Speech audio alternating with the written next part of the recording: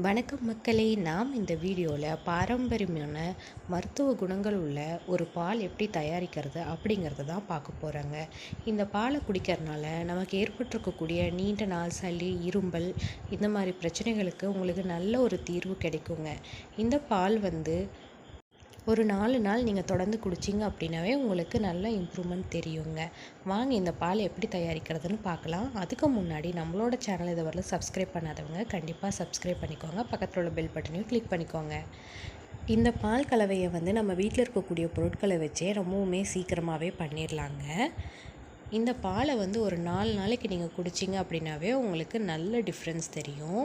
வாங்க நம்ம இந்த பாலை இப்போ ரெடி பண்ணிக்கலாம். இதுக்கு தேவையான பொருள் பார்த்திங்க அப்படின்னா 1 டம்ளர் அளவுக்கு பால், அதாவது நீங்கள் எந்த பாத்திரத்தில் பால் எடுத்துக்கிறீங்களோ அதுக்கு ஈக்குவலாக 1 டம்ளர் அளவுக்கு தண்ணி, அப்புறம் கொஞ்சம் பனங்கல்கண்டு,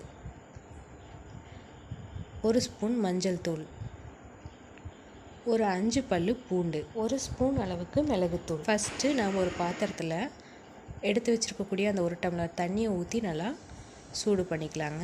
அது கூடவே 1 டம்ளர் பாலையும் நம்ம ஊற்றிக்கலாம். இதில் நான் இப்போ 1 ஸ்பூன் மிளகுத்தூள் போட்டிருக்கேன். அடுத்தது 1 ஸ்பூன் மஞ்சள் தூள் போட்டிருக்கேன். இது தாங்க ரேஷியோ. 1 டம்ளர் பாலுக்கு 1 டம்ளர் தண்ணி, 1 ஸ்பூன் மிளகுத்தூள், 1 ஸ்பூன் மஞ்சள் தூள். பால் சூடானதும் நம்ம எடுத்து வச்சுருக்கக்கூடிய பூண்டை தட்டி அதில் ஆட் பண்ணிக்கலாங்க. இதை அப்படியே குடித்தா காரமாக இருக்குங்கிறதுக்காக இதில் நம்ம கொஞ்சம் பனங்கல்கண்டு ஆட் பண்ணிக்கிறோங்க.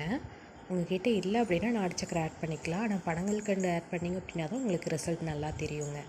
இப்போ நம்ம 2 டம்ளர் ஊற்றிருக்கோங்க இல்லையா, 1 டம்ளர் பால் 1 டம்ளர் தண்ணி, இது 2 டம்ளர் இருக்கிறது 1 டம்ளர் ஆகிற வரைக்கும் நல்லாவே நம்ம சுண்ட வச்சிருங்க.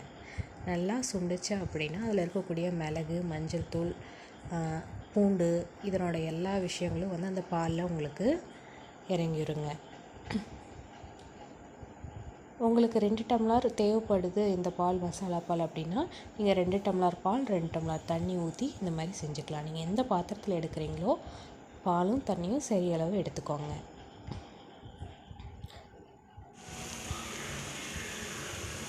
நல்லா ஒரு 20 நிமிஷம் நீங்கள் நல்லா கொதிக்க விட்டுருங்க. இதை எப்போ குடிக்கணும் அப்படின்னு பார்த்தீங்கன்னா நைட்டு சாப்பிட்டு தூங்க போகிறதுக்கு முன்னாடி இதை நீங்கள் குடிக்கலாம். வெறும் வயிற்றில் குடிக்க வேண்டாம். இது ஒரு 4 நாளைக்கு நீங்கள் தொடர்ந்து எடுத்துக்கிட்டீங்க அப்படின்னாவே உங்களுக்கு நல்ல ரிசல்ட்ஸ் தெரியுங்க. ஒரு நாள் எடுத்துகிட்டு மறுபடியும் கேப் விட்டு இன்னொரு நாளைக்கு குடிக்கிறேன் அப்படிங்கிற மாதிரி வேணாங்க. ஒரு 4 நாள் கண்டினியூவாகவே எடுத்துக்கோங்க. இதில் இருக்கக்கூடிய மிளகு, மஞ்சள் இதுக்கெல்லாம் சளியை சரி பண்ணக்கூடிய குணங்கள் இருக்குங்க.